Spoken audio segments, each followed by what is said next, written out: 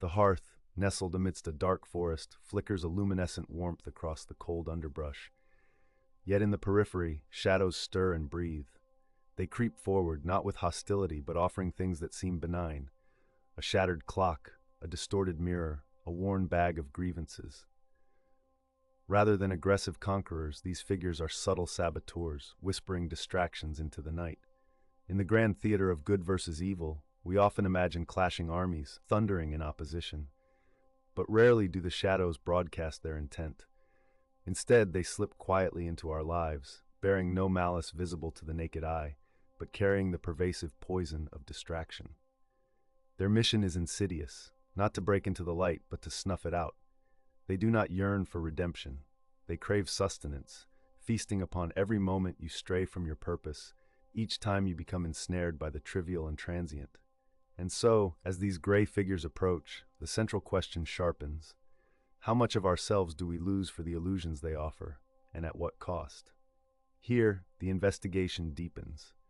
The lone figure by the fire begins to tinker with the broken clock, a metaphorical engagement with the past, a symbol of misdirected attention. As focus shifts from the fire, its glow starts to falter, casting deeper shadows, and a chilling realization settles in. These entities are less predators than parasites.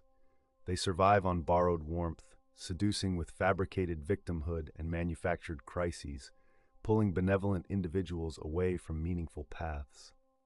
The pattern is undeniable. Time and again, the figure's attempts to help result not in salvation for these shadows, but in the diminishing of their own light. For these shadow creatures are defined by their hunger, a relentless search for hosts who unknowingly nourish them. In a cycle recalcitrant to change, assisting them does not guide but diverts those with bright hearts into darkened detours. Consider the human condition reflected here, a delicate balance between altruism and self-preservation. How often are we encouraged to place others first, only to find ourselves exhausted, dreams unfulfilled, vitality drained by those who seek simply to bask in warmth they cannot generate? The tension builds. The smirking figures illustrate a brutal truth. Benevolence misapplied becomes self-betrayal. The shadows make no leap towards enlightenment. They persist as perpetual voids, taking without the intention to ever sustain themselves independently. Each encounter between the figure and the shadows echoes this broader reality, that trying to save those who resist helping themselves transforms us from savior into distraction. But then, in a moment of stark clarity, a turning point arrives. Realizing the fire's impending extinction, the figure discards the clock. In doing so, they symbolically reject the entrapment of the past, shedding unnecessary burdens. They rise, decisively redirect focus. Instead of engaging the gray figures in their endless dance of distraction, they feed their fire. Crystalline wood, an emblem of pure, untainted intent, turns the flames white-hot. This sudden flare of light brings about a thunderous transformation, rendering the intentions of the shadows impotent. Here lies the revelation. By focusing one's energy inward, the light grows so fierce that shadows without substance cannot survive in its presence. The answer was never in pulling them into the light, but in recognizing that their existence hinges on distraction and darkness. As the white-hot fire rages, what remains? A forest once gloomy now turns crystalline, reflecting back the purity of purpose. The gray figures dissolve into the night, their silhouettes receding like mist under the growing sunlight. And so this reframed view offers a profound insight. One's greatest strength against these so-called demons of distraction is not in combat, but in the inherent, unwavering brightness of one's own light. Our culture thrives on conflict, and yet here is the stark contradiction. Darkness cannot consume light. It can only exist where the light falters.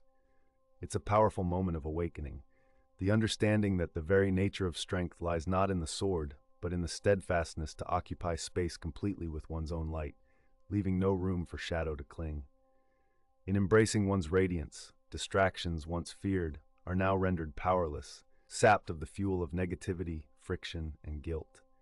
In this transformed forest of crystal and light, the grace and calm confidence of the lone figure become evident, a visual metaphor reminding us that the sovereign light requires neither apology nor confrontation. When the shadows fade, only the truth remains. The path forward is no longer to battle the dark, but to inhabit the light so wholly that shadows have nowhere to linger. And for us, watching this transformation, the question lingers. Amidst the changing world, as distractions rear ever louder, seeking to reclaim influence, what decision will you make? Feeding your fire and guarding your peace, or wasting precious energy battling phantoms that only desire your splendor? As the figure looks directly into the camera, eyes aglow with serenity and determination, an unspoken message reverberates in the air. Guard your light fiercely. Tend to your fire. Shine unapologetically, and let the world see that in your presence, the truth becomes undeniable. A silent yet resonant reminder. There is no necessity to combat the dark. To radiate is to conquer. And as we leave that crystalline forest, one question endures, invincible in its simplicity. When faced with the forces that seek only to distract, will you choose to dim, or will you too burn brightly beyond reproach? The answers to these questions have profound implications not only for the individual, but also for our collective society. In the annals of human history, the capacity to harness our inner resources has repeatedly proven pivotal. We've seen leaders, creators, and visionaries who understood that their light was not diminished by sharing it with others, but rather magnified. From the flicker of a candle in a monk's cell sparking the Renaissance, to the incandescent genius that steered entire nations through tumultuous times, history teaches us that mastery over one's mind and heart can alter the course of destiny. More than ever, in an age marked by relentless connectivity and the pervasive influence of digital noise, the ability to maintain inner peace becomes not just a personal achievement, but a radical act of resilience. Research conducted in neuroscience suggests that mindfulness and focused intention cultivate a state of brain coherence that enhances cognitive functions and emotional regulation. In other words, the clearer our minds, the more profound our influence on both our immediate surroundings and the broader tapestry of human endeavor. In laboratories and think tanks across the globe, scientists explore the delicate dance between the biophysical and the metaphysical, unraveling how consciousness affects the reality we perceive.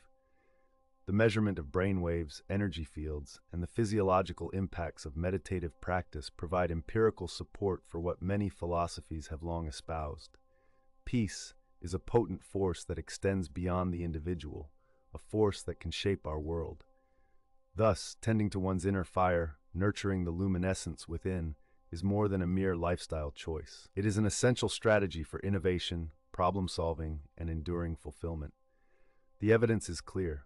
Those who cultivate their mental clarity and emotional resilience are better equipped to navigate complexity and to thrive amidst uncertainty. As we conclude our journey through the intricacies of this internal odyssey, consider this.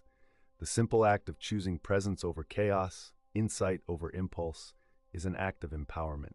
It is a choice that reverberates, launching ripples across the vast oceans of human consciousness. When we each engage our own light diligently, the collective blaze holds the potential to illuminate the darkest corners of our existence. So the challenge remains. In moments of decision, will you choose to devour the shadows with your vibrancy, to align with that which fuels your spirit? For in doing so, you don't just change your own life, you have the chance to contribute to a world that reflects the brilliance you so fiercely guard. And that, above all, is the legacy of those who choose to shine.